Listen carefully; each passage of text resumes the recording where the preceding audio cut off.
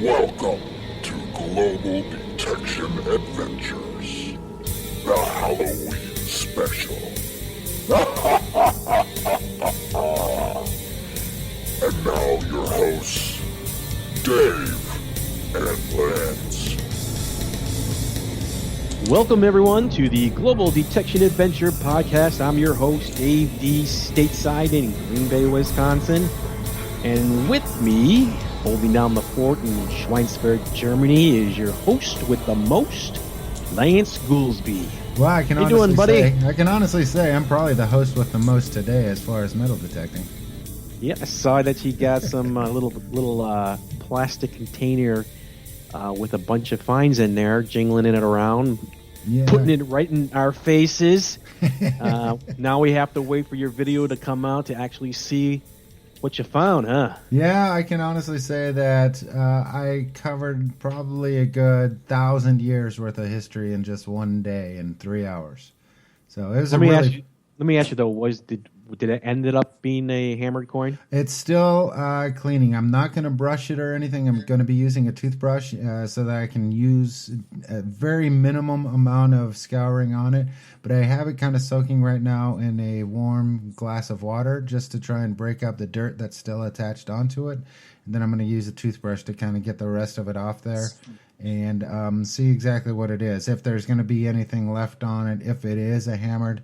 But I can tell you that I was looking on the edges, around the edge of the coin or the edge of it, and there were markings on it. It looked like little raised indentations along the edge. So it doesn't look like it's going to be part of a cola can.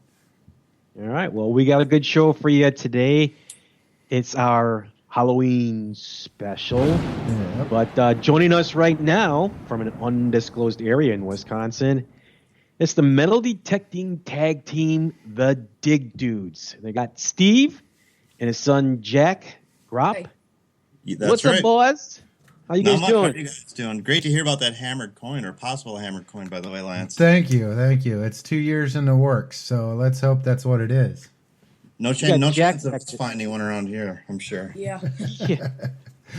Well, you know, just get a coin and take a hammer to it. And there you go. That's about it, huh? You might just have to bring Jack over here to Europe. We'll see if we can get him one. Sounds like a plan. Jack's been lighting it up over here in Wisconsin. No, tell me about it. Yeah. How you doing, Jack? You back there? You sound far away. Grab that microphone out of your dad's hand. I'm doing good. Doing good? So, yeah. Jack, how old are you right now? I'm 12. 12 years old. You're probably one of our youngest members on our Global Detection Adventure Facebook page. Jack, so how long have you been detecting? I've been detecting for 3 years. Oh, wow. And how did you get started? Did your dad just... Go ahead. I got started by watching this show called The Diggers. Huh? Yeah. It's kind of the same thing that kind of got me into it. I started watching KG and Ringy running around. I don't know if you heard last week, but they were on the show last time. But yeah, we had KG and Ringy running around, and I just started realizing that I could do that. Was that the kind of same thing that happened to you? Yeah. Yeah, he was watching Diggers a lot, and he showed me the show because I had never heard of it myself, and I watched, and it got me just as excited. So as soon as Jack got a detector, we were out and going, and haven't stopped since. So what was your first detector? The Bounty Hunter. Oh, wow. Yeah, just a basic Bounty Hunter Tracker 4. Used that for almost a year, and then he saved up some money with all the clad that he found and bought an Ace 250. Oh, jeez. So Steve, you started at the same time? Well, I mean, I went out with Jack and kind of learned along with him. I mean, he caught on to it immediately and just had really good instincts. And then it's impossible not to get excited about it when you see somebody find something interesting in the ground. So then I ended up getting a detector myself, and now I use an AT Pro. So Jack, what do you use for a setup for your detector? Well, on the Xter 705, I use, it's hard to say. I'll just say number one, it's coin mode. Cuts out trash. Yeah, so he uses the basic coin mode, and it tends to cut out a lot of the trash instead of using all metal, where it makes tons of sounds. Yeah, I definitely can understand how that could be in your guys' neck of the woods. There's going to be a lot of iron trash, and I guess you could say a lot of junk in the area, especially around parks and kind of fairgrounds and stuff like that. Tons of aluminum cut up by lawnmowers, and yeah, definitely a lot of iron. Yeah, Yeah. can slaw everywhere. I had that problem today as well. So Yep. Jack, you've been finding a lot of great finds. Your dad's been posting it on the Facebook page, and how does it feel when you show up your dad? I mean, your dad's you're playing basketball with your dad. He's dunking on you and beating you 10-4, and all of a sudden you come up with a V nickel and say "Booyah!" So I how feel does accomplished. I feel what's that I feel accomplished. accomplished? Yeah. Is that what he? There. That's a good. I never felt that way. Accomplished. Yeah, he's really, really competitive with me, and it's kind of cool because as soon as if I find something good, then he's just. I mean, you have no control over whether or not you're going to beat the person. Not that it's about beating each other, but it's Right. kind of nice to know that he finds something really great, and then I go out and find something, and he wants to sort of outdo me, and he regularly does, as you can tell by my posts. Yeah, Steve. So when you you think I've seen a lot of Jack's finds, and he finds a lot of great, cool stuff, and we're using a little bit more expensive machines, but again, Jack just kind of he finds the cool stuff. You think that we're kind of missing the stuff that Jack's finding because we're setting our sensitivities too high to what the ground is letting us, and Jack's just got that easy, simple machine, and I've tried to figure that out, and I think there's something to that. I think maybe, like you said, we have these machines that maybe we overthink it, and we if I'm not finding something within the first half hour, then maybe I start messing around with it. But I watch him, and he's so it just comes so easy to him, and I think that he says it's good patience, and I think he's got a real ear for what tone is going to be something. I mean, 70% of the time he'll say, "Oh, there's a good sound. I know what that is," and sure enough, it'll be something great. Whereas with me, I mean, just like yesterday, I went out and every single Silver tone, that typically will be maybe a silver signal was junk, and it just drives me nuts. But with him, I think he just he's got a feel for it and a real instinct for it. Not that I don't have an instinct for it, because you learn as you go and you get better as you go along. But I think overthinking it is a big part of it. Yeah. So, Jack, you think you'll ever get a different detector, or you're just kind of really sold on the one you're using? I'll maybe get a different detector later on. What one do you want? Probably the whites machine. Ooh. Well, then we should go out sometime. You can check out my V3i and see if you like it. He probably would. I remember he commented on it when we met you that first time in that park. He liked your detector. So Yeah, it'll be a little bit heavier than what you're using right now, but I think you'll really like it because not only that you'll be able to, get your tones and what you're looking for, but there's a lot of ways to analyze what's seems in to the be a ground. heavier machine. Yeah. Yeah, because I've been using the Deus lately and just trying to learn that, and it is so super light. It's like you don't even have anything in your hand. Sometimes you find yourself it's so light that the coil's off the ground 3 inches and you don't even realize it because Right. You're going to another machine. But I'm really trying to get the whites down. I want to get some videos out with the Deus, but I can't even. I got to wrap my head around it first a little bit before I can, shoot some video. Yeah, it's one of those machines. I can understand coming from something as complicated as the whites, and then coming into something that seems to be just as complicated as the XP Deus. But in comparison to the two, the XP Deus is more of a tone machine, whereas the whites is more of a display machine. You do get tones as well with the whites, but like you said, you have a display that you can better analyze exactly what it is that you're scanning. The XP Deus, it tells you what it's scanning just simply by the tone itself. And then you can look at the display, and that gives you your secondary opinion if it's something to dig or not. They're both great machines, and don't get me wrong, I absolutely love them. But I'm gonna be just sticking with the Deus from now on.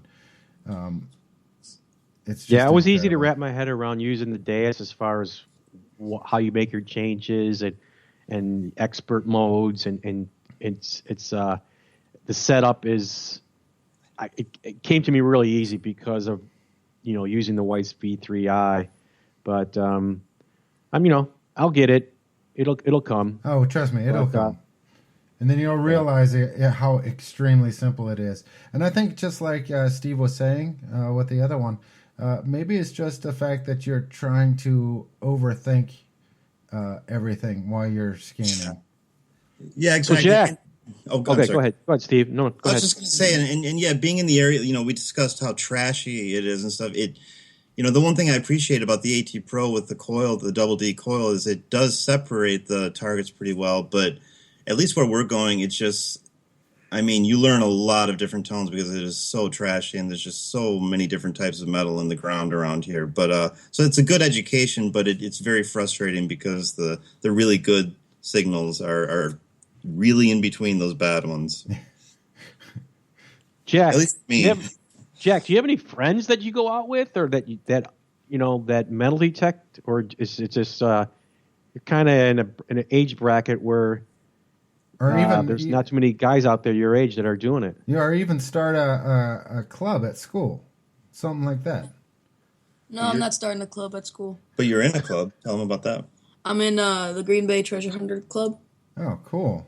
Yeah, so we're a club that's got about 15 or 20 members, and we meet once a month, and they compare the month's finds and stuff. And honestly, Jack typically wins about 80% of those categories every time we go. But it's funny because it's always it's a group of about 40 to 70-year-old men, and then there's Jack sitting there with his big pile of great finds. So it's fun to go through that. Yeah. Have you taken any of your stuff to school and kind of showed it off to any of your friends there? No, not that much people do it, but they're interested. Yeah, it's weird. Everybody seems to be interested, but nobody wants to do it. Right. Which is good for us because the less people out there, the more treasure for us, right? Yeah, but I don't know about you, David, but we run into a lot of detectorists around here. Some of them we know, some of them we don't know. But you were talking about a lot of people don't want to do it. I'll make this real quick, but real recently there was a morning show anchor, local news anchor, who contacted me and said that his wife watched his diggers and got very interested, but she was kind of shy about maybe actually taking up the hobby.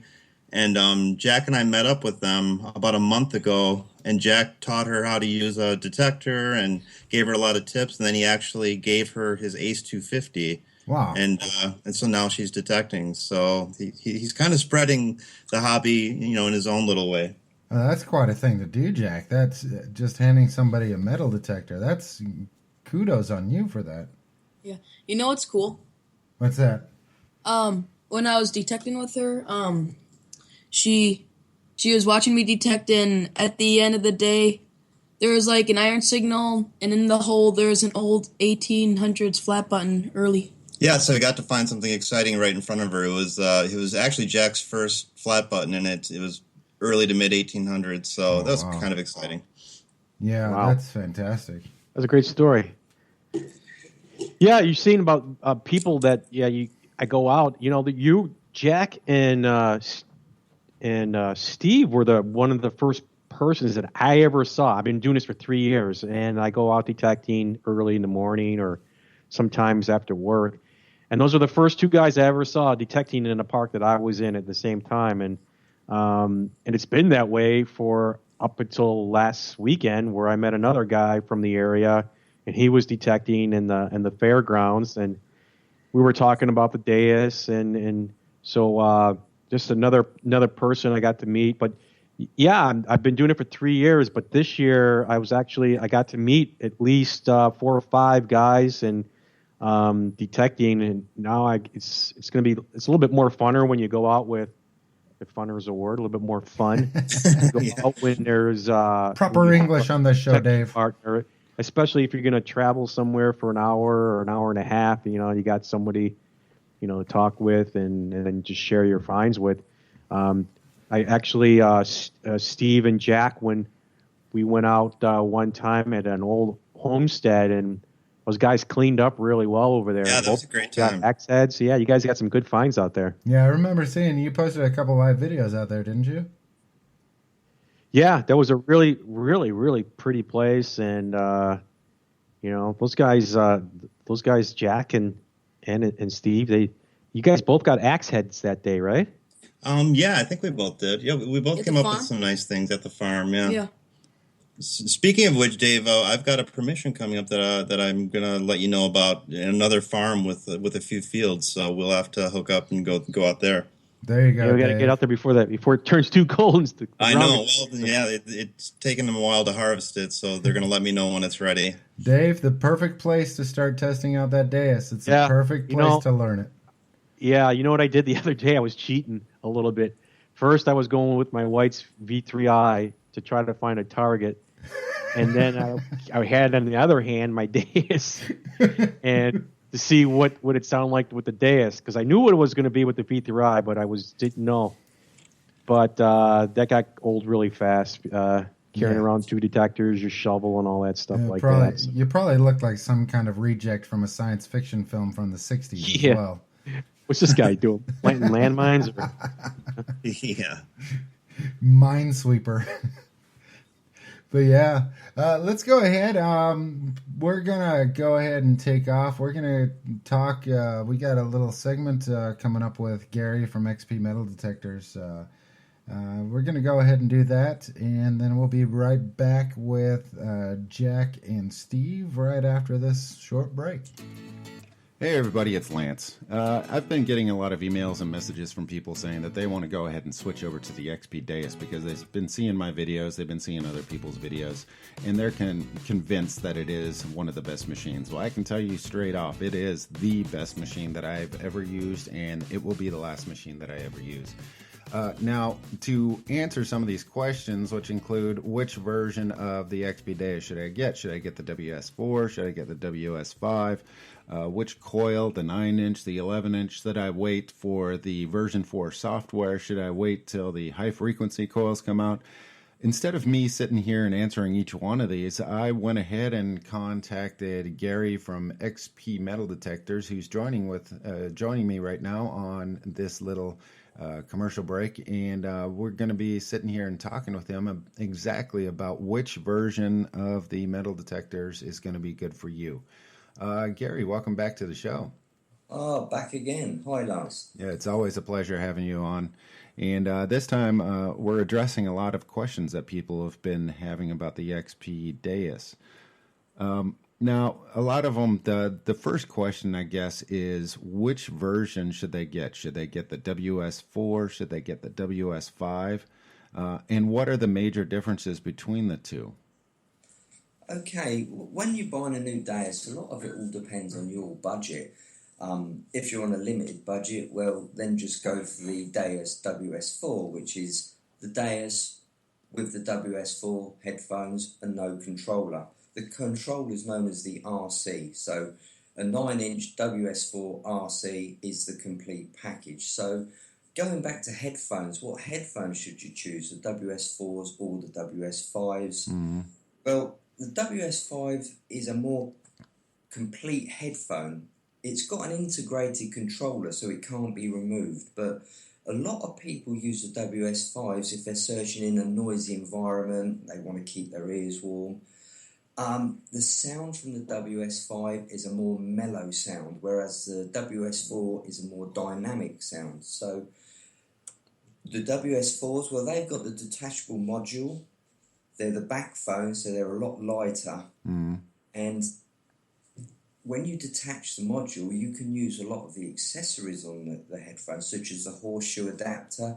Now, this allows you to use the wristband, the stem mount, or the FX02 lightweight back phone. So WS4's got a lot of more options going for it. Yeah. What a lot of people do say is the WS4 headphones are a little bit uncomfortable because they slide off your ears. That's simply because they're not wearing them right, and I bet you're not doing it as well. When you put the when you put the headphones around the back of your head, always tilt that hinge band down so it touches the back of your neck, and that stabilizes the headphones. Yeah, I've noticed that a lot of people are complaining about the headphones kind of pinching their ears, causing some ear pain, and I'd been experiencing that as well. And after the last time you and I talked privately, you told me exactly about this, and putting the headphones on and then pushing the back arch all the way down till it's touching the back of your neck actually relieves a lot of the stress that's on your ear. That's right. Good, nice little tip. That we should have put that in the manual, but we didn't. Now, as far as people that are asking which size coil to use, the 9-inch or the 11-inch, what is your recommendations for each one of those? Okay, well, again, it's personal choice. The 9-inch is more of a precise coil, and it's probably the best coil if you're learning the Deus because the signals are more precise, pinpointing is easier. Depth-wise, between the 11-inch and 9-inch coils, I don't think there's much in the terms of depth, especially when you're coin hunting. The 11-inch coil has got a bigger footprint. I think the 11-inch hits harder on the high conductive targets as well. The bigger silver, it tends to like that. Also, you've got to think of what terrain are you searching. If you're searching forests and things like that, sometimes a smaller coil will be better to get in them tighter areas, whereas an open terrain, the 11-inch coil is probably the choice. But, I mean, they both work really well. So, to answer your question, I can't say one or the other. It's just down to personal preference. Yeah, exactly. Personal preference and most likely the types of areas where you're metal detecting. Open fields, probably a bigger coil. Forested areas or tighter confined spaces, probably using the 9-inch. But it falls down to the person as well. And we've also got other people that are asking about, should we go ahead and wait until the new high frequency coils come out and before we purchase the XP Deus, or should we just go ahead and get it now and then get it as an accessory later on? Good question. From what I've been led to understand, that the high frequency coils will be an accessory and not sold as a complete package. So I don't think there's any point in waiting. The Deus is a great machine with the standard coils. If you're searching particularly for gold or small targets, yeah, the high frequency coil will be an advantage. But once again, it will be an accessory to what you already have. Yeah. So it's not going to be sold with any of the kits. It's going to be a standalone purchase separately item. As far as I'm aware, that's what we're going to do in the beginning. Maybe as time goes on, it may come as a kit, but in the beginning, I've been told that it's an accessory, an aftermarket accessory. So yeah, waiting for either the pinpointer or the high frequency coils is probably not going to be the best option. It's probably going to take too long if it even gets made as a kit. Both of those are going to be all sold as separate units, as standalone. So waiting to purchase just based on that, it's not going to be probably an option for the next foreseeable future. And as far as the version 4 software, should people wait until that comes out? And if so, what is going to cause the biggest difference between the version 4 software and the 3.2, which is currently installed on all machines? Right, version 4 software is mainly to accommodate the new accessories. There's lots of speculation out there on the internet, and I've got some fantastic emails to say the version 4 is going to have a colour screen, it's got GPS on it. Again. This is just speculation. The version 4 update, which is free by the way, is purely to accommodate the new accessories. So you've got the new high frequency coils. They run from around 13 kilohertz all the way up to 57 kilohertz. So they're not specifically for finding small gold nuggets. We've made them so they've got the full frequency range. You can adjust it by steps. So it's going to suit a wide range of search scenarios. Going back to the version 4 software, yes, we have made a few changes. The There's a new menu, obviously, for the pinpointer and a new frequency menu for the coils.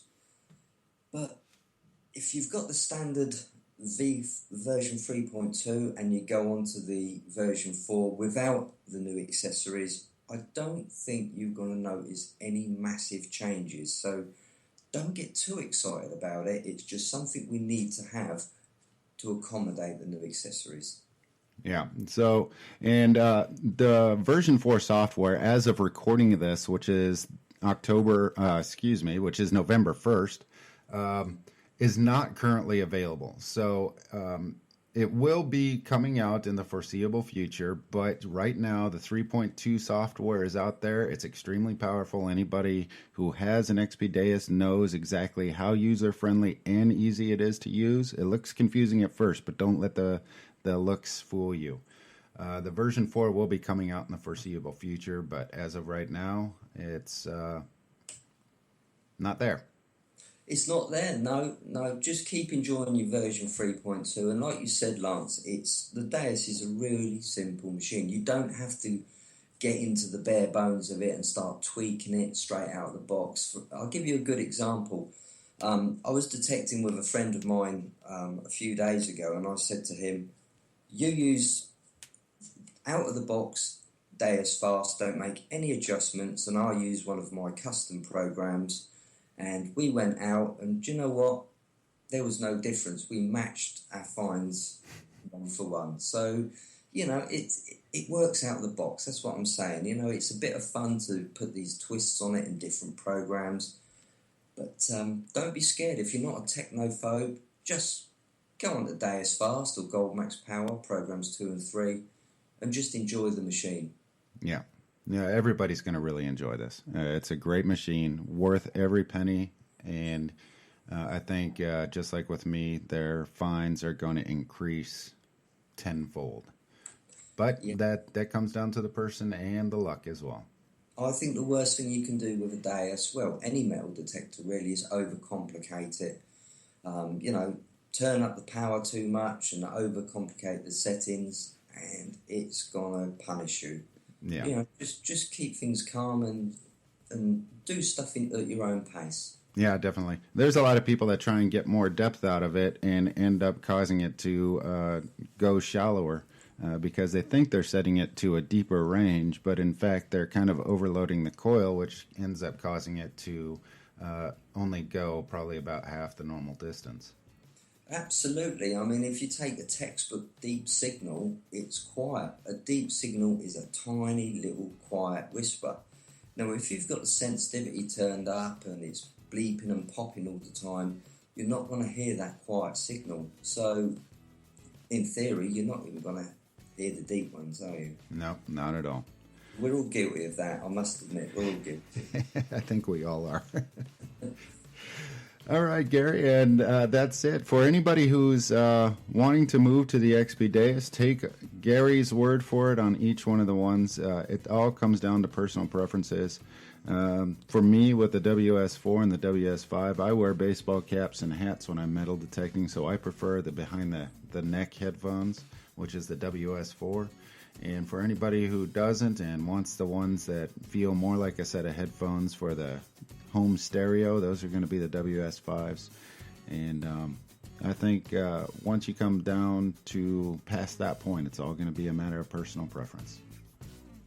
Absolutely. And don't forget those little FX02 lightweight backphones. They sound so good with a horseshoe adapter. Yeah, I'm definitely going to have to look into those myself as well.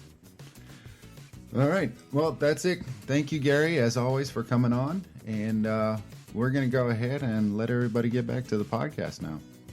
Okay. Once again, thanks for the invite, and I'll speak to you soon. Will do. All right. Thanks again, Gary.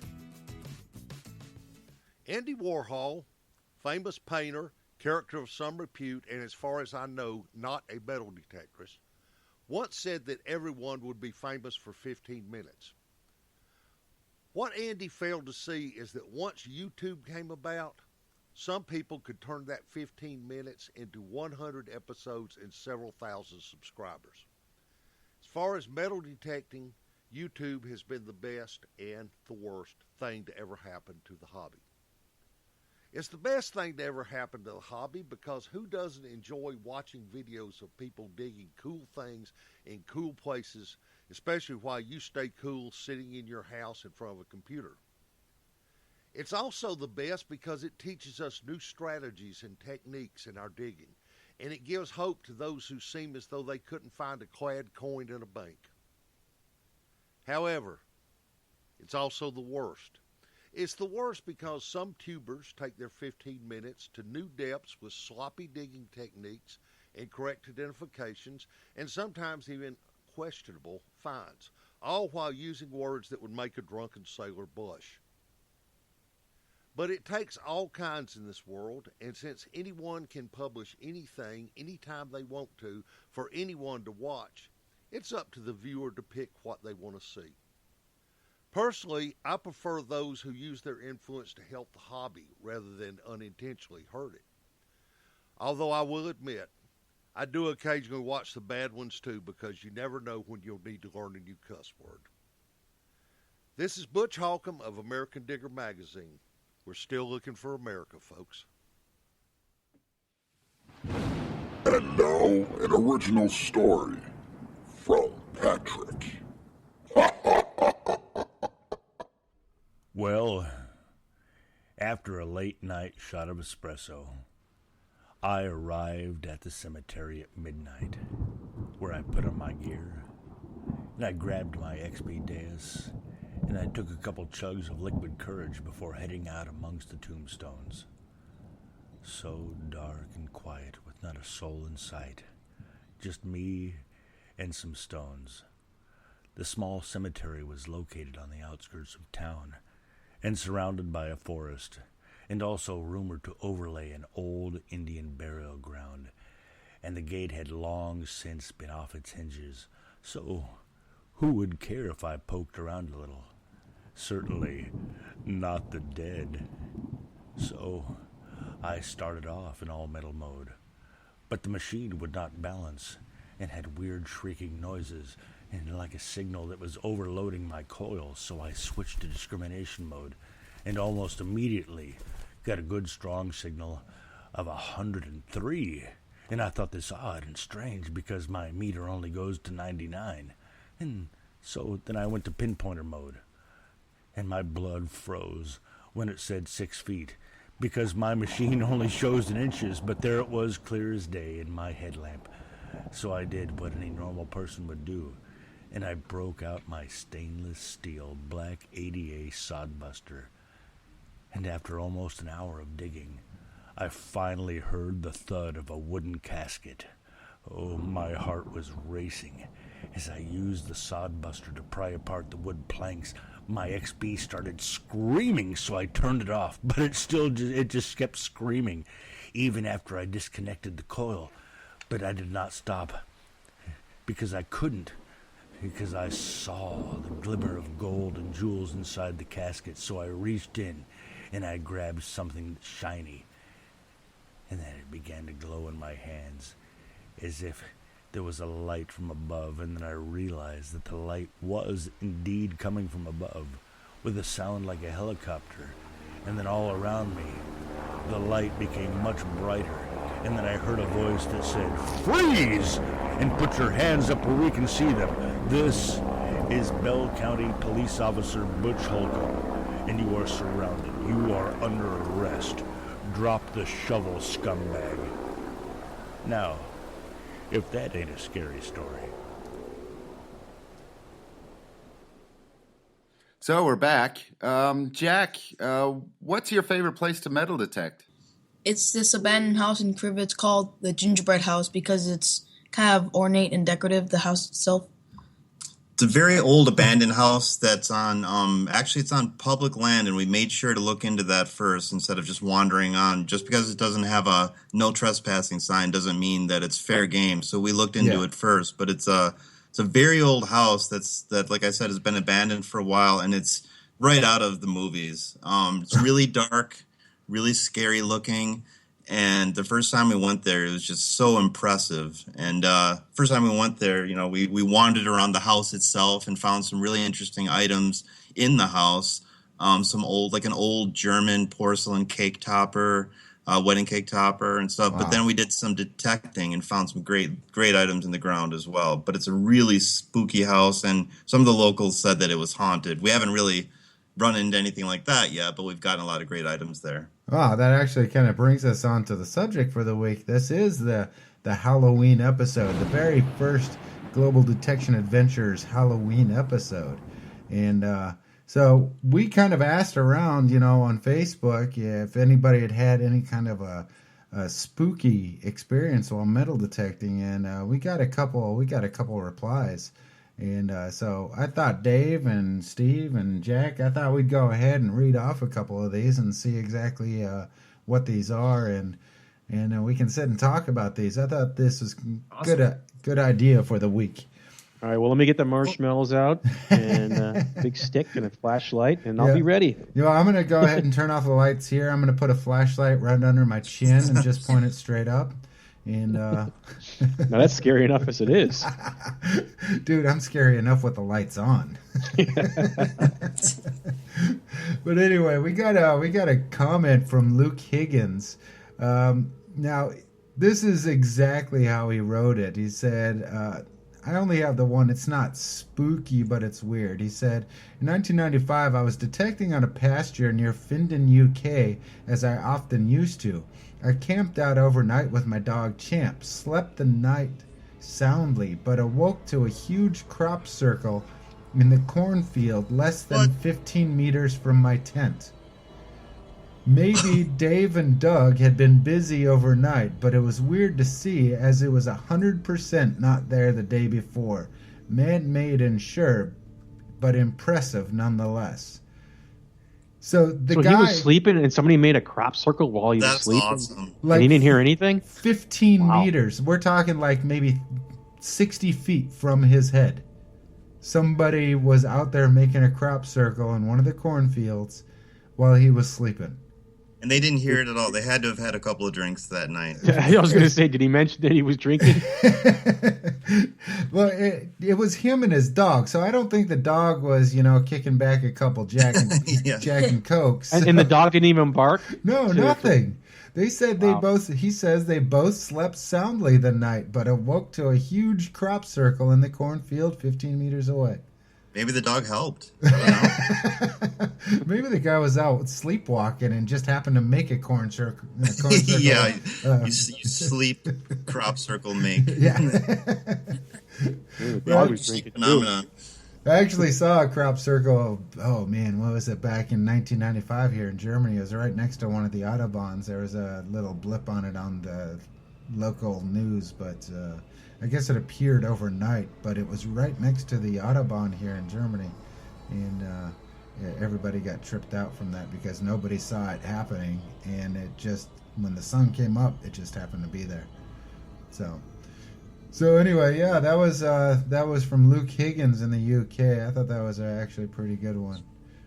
That's pretty cool. Yeah. So we got Scott Panther Fisher. This one actually comes with a bit of audio. I'm going to have to play the audio for you guys. But, yeah, so this one is probably, I would actually call this an actual haunting. I mean, I used to go ghost hunting myself back about 6-7 years ago. And this has the typical hallmarks of haunting right on it. So Scott Panther Fisher. So this is exactly what he wrote. There is a restaurant near me that is famous for spooks and ghosts from the Civil War called Rita Mae's. Legend says that it sits near a Union soldier mass grave site from 1863. About 6 months ago, I was hunting near that site and got the scare of a lifetime. I was out hunting at around 5 a.m. before the sun came up, and I swear I saw a Civil War soldier standing right in front of me when I got up from the hole. I had just found a 3-ringer bullet and stood up, and there it was, not 3 feet from me. It was gone within a second, and the cold crispiness in the air. To this day, at no other place that I have hunted, my detector goes nuts in that spot. It is now an unhuntable place for me, If you would like, I can put a video on to show you. It's totally crazy. My machine goes crazy when I try and hunt there now. He actually went back because I talked with him about it. I was like, that sounds freaky as double hockey sticks. And so I was like, well, go back out there, make a video. I'd love to see what your detector does.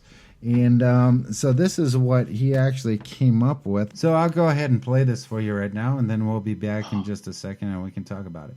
Good morning, everybody.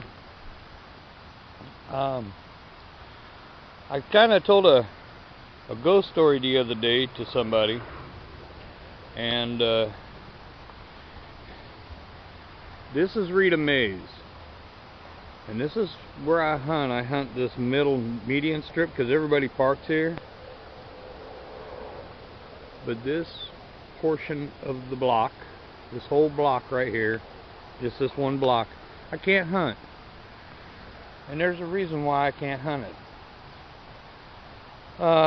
It was 6 months to a year ago. I was out here digging. My detector was acting just fine, and I dug up a Civil War 3-ring mini ball, and this was early in the morning. This is probably 5:30 in the morning, before the sun came up. And when I looked up, I saw what looked like a Union soldier standing there for just a split second. Scared the bejesus out of me. It's cold out and there's mosquitoes. But anyways, he scared the bejesus out of me, and he vanished. Got really cold, and I couldn't figure it out. And now every time I come back here and hunt, I can't hunt it, and I'll show you why. Alright, so here's my detector, little White's Pointmaster. I'm going to show you everything. Nothing on the bottom, just some grass and some dew. Nothing taped to it to make it do anything spectacular. Now I'm going to take you across the street and keep the detector in the viewfinder, just so you guys can see this. Okay, I'm going to turn it on, and I'm going to go up. Notice, well, let's do it this way. Let's take the headphones off. Alright, I'm going to split the dust cover down. If you notice, even when I swing it, okay, I get a tone when I pass over something. But if I just sit it right there, it's acting just normal. It's not fluttering, it's not doing nothing. Coil on the ground. Alright? Get it away from that signal. See, it's not doing nothing. It might flutter just a little bit. But let me show you what happens when I go across the street. That's just normal chatter. Now I got this thing just sitting on the ground. This thing is going nuts. I can't hunt here. I mean, I can move it over here. The whole thing is going nuts. It's like I've got a busted coil. But it's only in this little place that I can't hunt.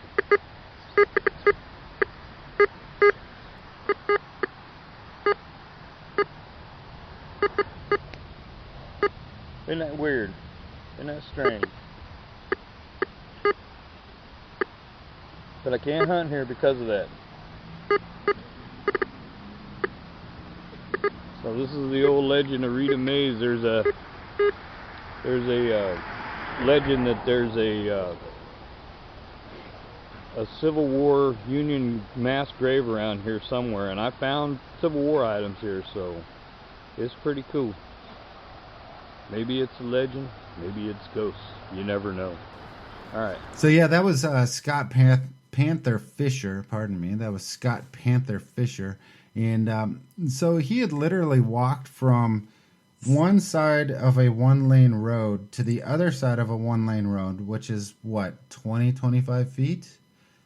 And that difference caused his White's Coin Master to completely go insane.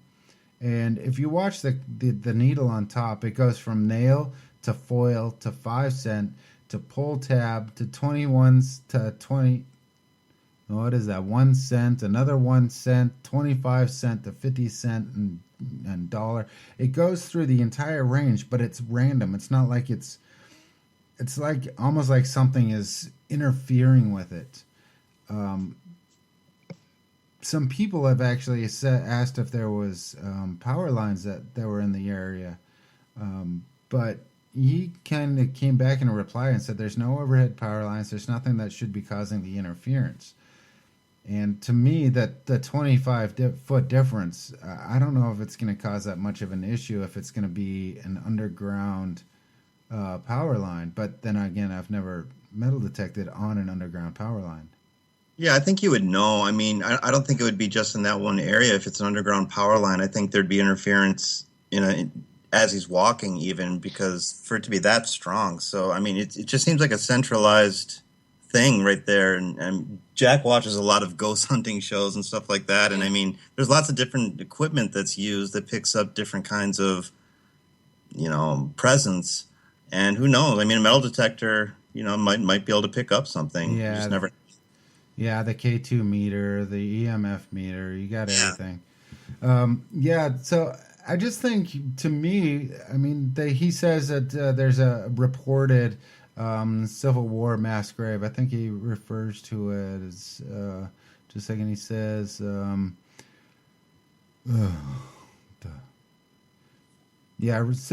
place is called Rita Mays. Legend says it sits near a Union soldier mass grave from 1863.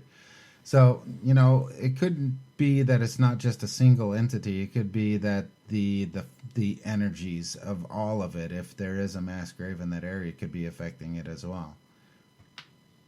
Well, it's Civil War area.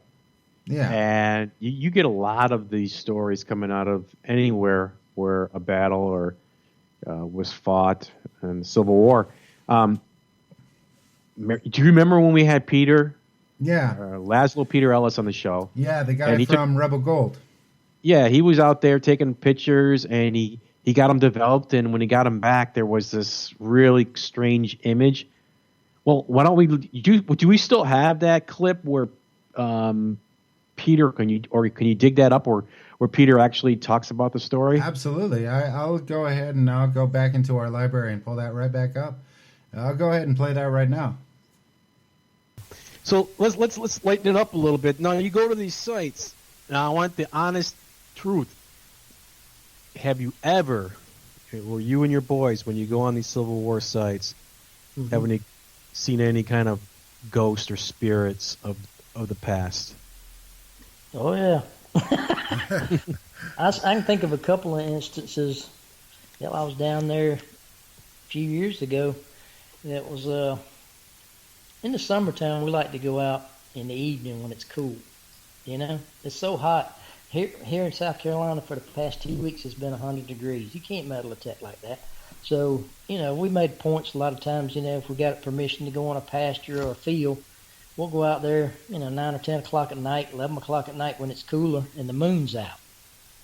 We don't do that. We don't do that illegally. I don't ever hunt illegally. I always get permission. Yeah. But if we got permission to go on a guy's place, so it's just a cow pasture or something, nothing else out there. But I was out in this pasture one night a couple of years ago, and I'm standing there, and this big green orb floats out of the pasture. It's bigger than a basketball. It just lightly floats up out of the pasture. I'm sitting there staring at this thing like, what in the hell is this? And I sat there watching that thing, and it just floated right there. It was, I don't know, 50 yards. Now, you sure this is the thing that floated, the big green blob that floated out of the ground? You sure that didn't come from one of your crew members? Because I saw your video. No. There was only a couple of us out there, and they weren't anywhere near this. But I'm telling you, it was a big, round, green, fluorescent orb.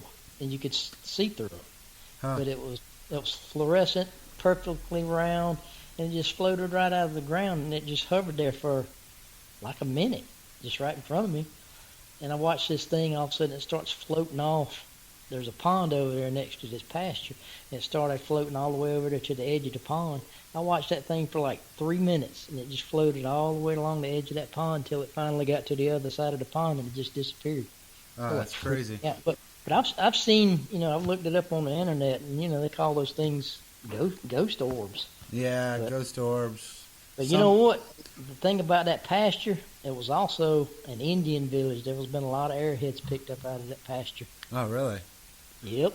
Wow. But I saw that, and a couple years ago we were on a battlefield on a dirt road. It was actually on a battlefield in the lower part of the state, and where a lot of people got killed.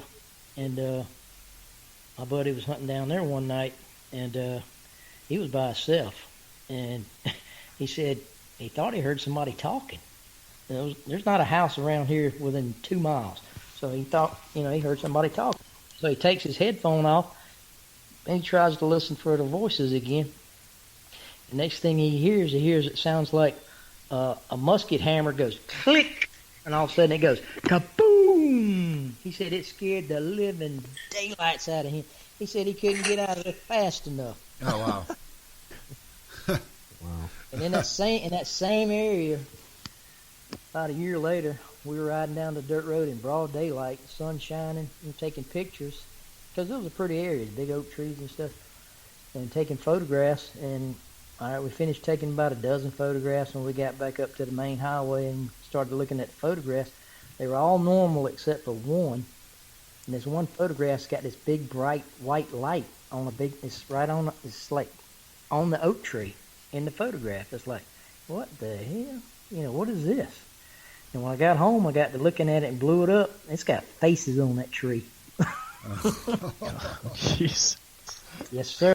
So the face, if you actually look at the face that's on the side of the tree, it's plain as day. I mean, the face is there. It's not that it's, some people refer to it as matrixing. The human brain is programmed to recognize faces in every object.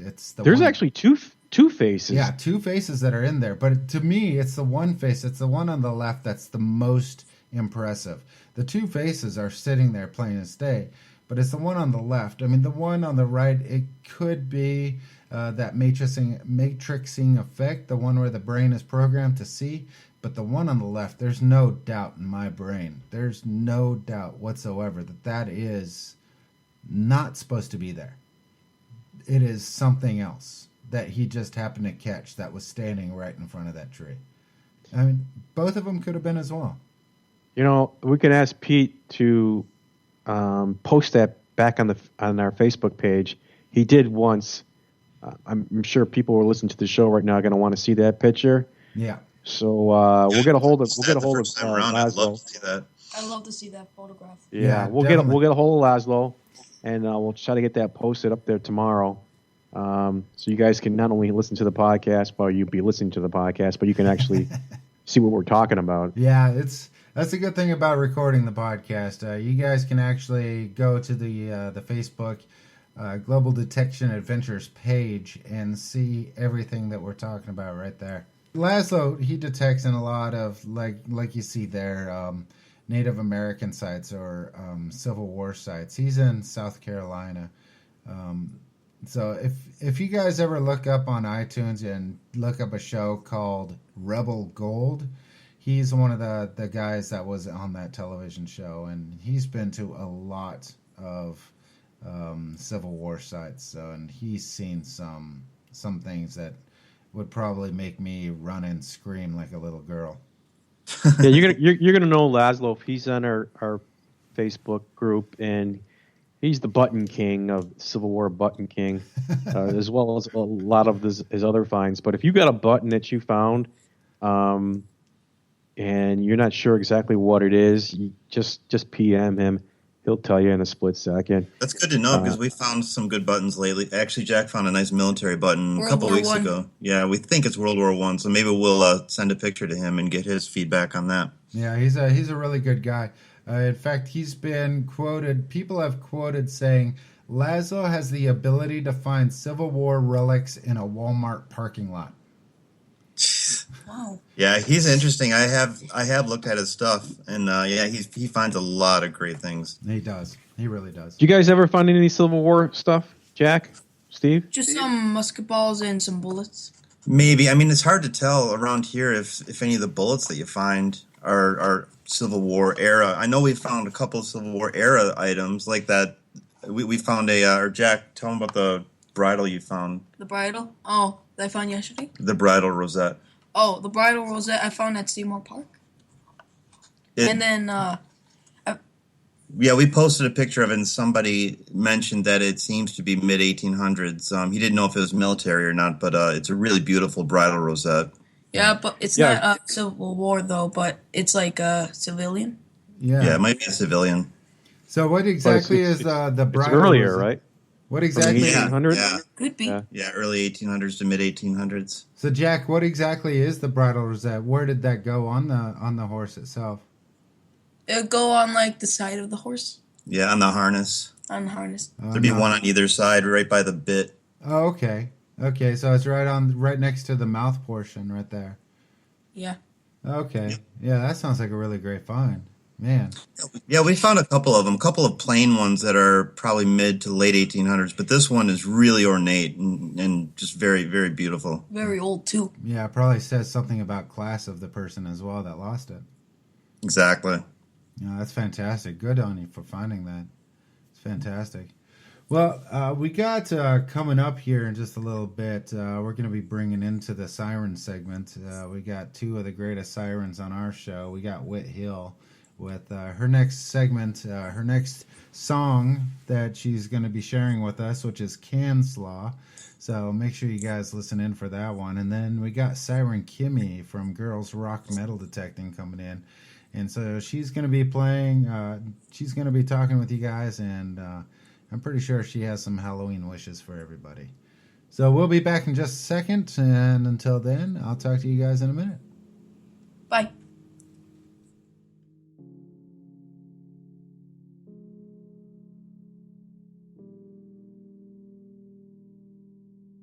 Hey everyone, Siren Kimmy here with Girls Rock Metal Detecting. Finally getting bailed out from Hurricane Matthew. I apologize, this is going to be a little bit of a ramble. Other than having dealt with this hurricane and making work super busy for me, I just got some really shocking news last night that one of my dear friends and digging partners passed away. And I don't know if y'all know who Steve Ward is. He was not very prolific when it came to Facebook. He posted things here and there, but he wasn't a big bragger of all his finds. And if you knew how many finds he had, his place was like a museum. He had hundreds and hundreds of bullets and belt plates and buckles and bayonets and everything you can think of Civil War related, and he could tell you where he found every single one.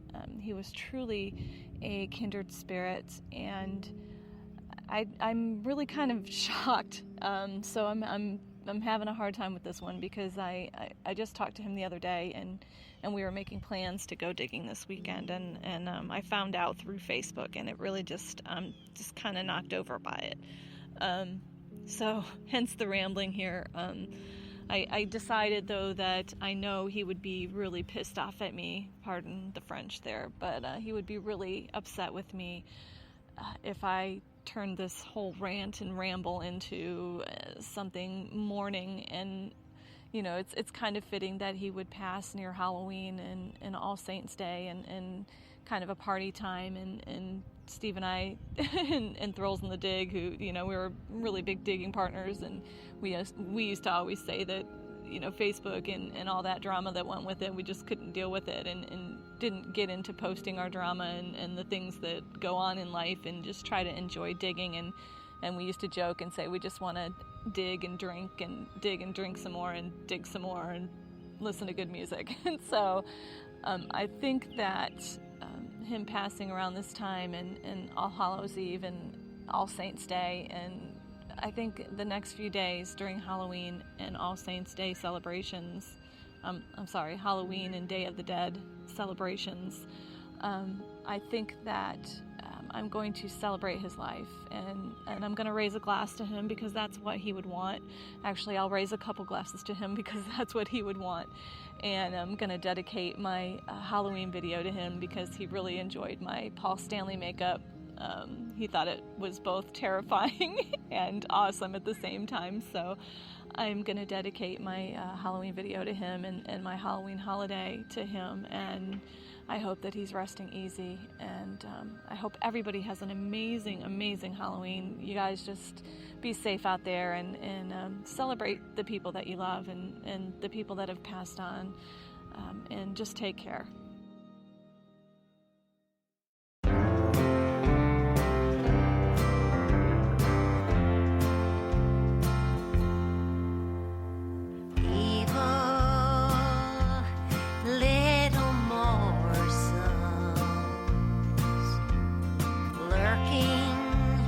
Waiting in the dirt for me. Long ago you were a can of Mountain Dew, tossed into a field in Tennessee. A tractor or a mower found you, twisted you and tore you all apart. And now you lie scattered far and wide, each piece of you a vicious work of art. Can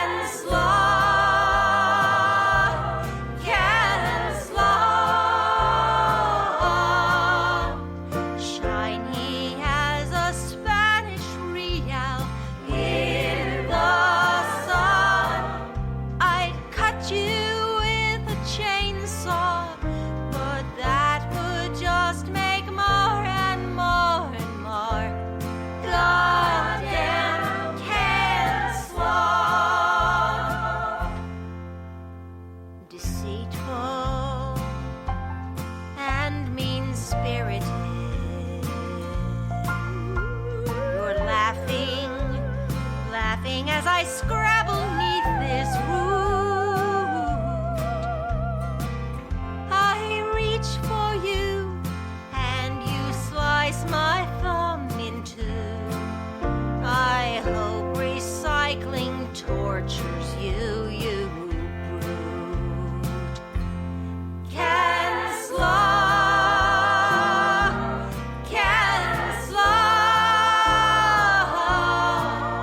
I hope whoever threw you out here trips and falls. I'd cut you with a chainsaw, but the homeowner would probably call the law. Goddamn can slaw. Yes, your demonic claw shall never cause this dirt girl to withdraw. Goddamn can slaw. Welcome back to the Global Detection Adventure Podcast. I'm Dave Heath Lance, and we're with Jack and Steve Graap, and you just listened to Whit Hill. She's our musical. What do you want to call her, Lance? Our A musical metal detecting siren. Yeah, there you go.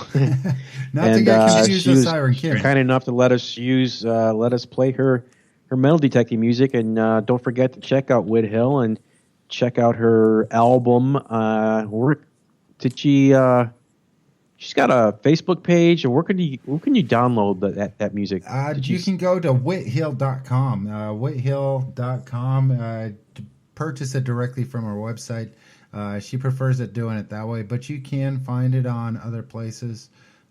just do a Google search on Whit Heel. I dug it up, and you'll be able to find it. But if you go to whitheel.com, you can purchase the CD from her, and it's not really expensive. I think it's like $8 for the full she got some CD. really good music on there, and she got that hit song I Dug It Up, so check it out.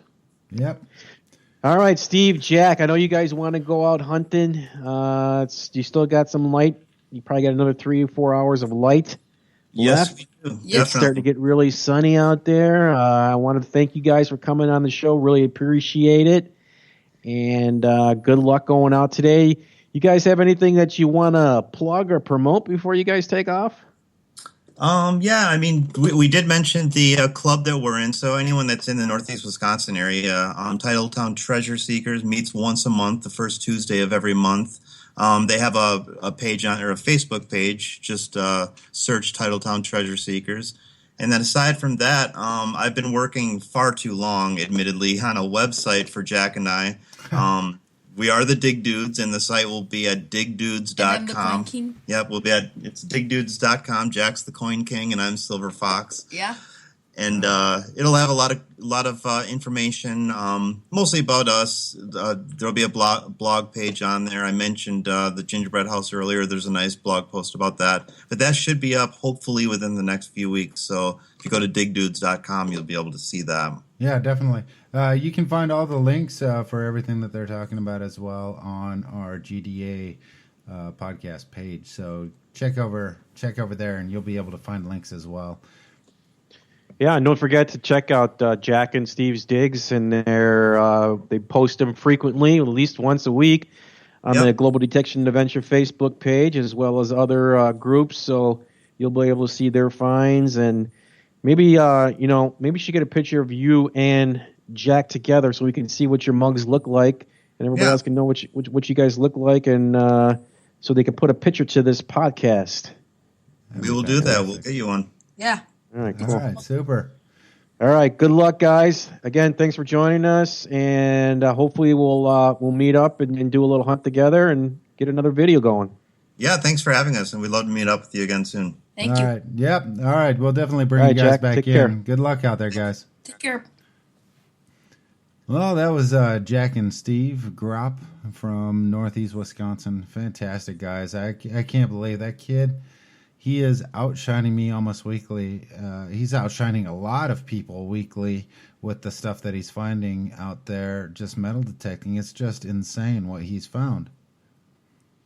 Yeah, we don't have too many youngsters that are in the group. I could say there's maybe a half dozen, but he's got to be one of our youngest members at 12 that has constantly posted it on our Facebook page, and you'll be amazed by some of the stuff that he gets.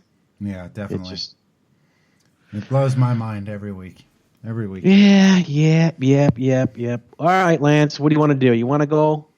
You want to go home? Yeah, I think there's a couple football games on. We got to get go get the TV warmed up, the beer cooking, and the nachos kind of pouring over with cheese. I think that sounds like a good idea. Sounds good. Yeah. I got to think I got something in the crock pot that the wife's making, so I'm smelling that right now. But I want to thank everybody who helped with the podcast, the Global Detection Adventure podcast. I want to thank for everybody who sent in their segments. Siren Kim. I want to thank Whit Hill and Butch Holcomb, Patrick White, and Steve and Jack, our guests from Green Bay, Wisconsin. Did I miss anybody? Laszlo and everybody who sent in their ghost stories. I really appreciate that. Our friend Gary from XP Metal Detectors, who came in and answered a couple questions this week. Yep. Thank you, Gary. I really appreciate it. And, I guess that's going to be it for this week. That's going to be it. Don't forget to download, and don't forget to check out our other podcasts that we have available. And I will be back we'll be back in a couple weeks from now. And take care, Lance. I am out of here. And as am I. And as I say every single week, I'll see you guys on the field. Let's dig it up, y'all. This has been a production of the GDA Podcast Network.